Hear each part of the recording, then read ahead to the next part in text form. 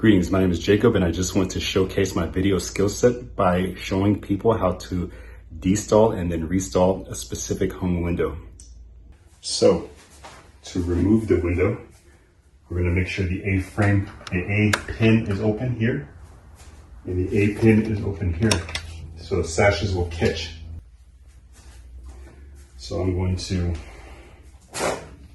slide it to the right a little bit and lift up.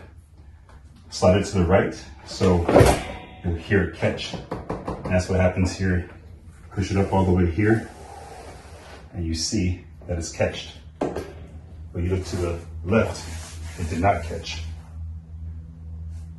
So I'm gonna bring it down and then shimmy it to the left and pull it up. And now you see it's right here. So what I'm going to do is bring it up all the way. Give you room to move it left and right, but not so hard.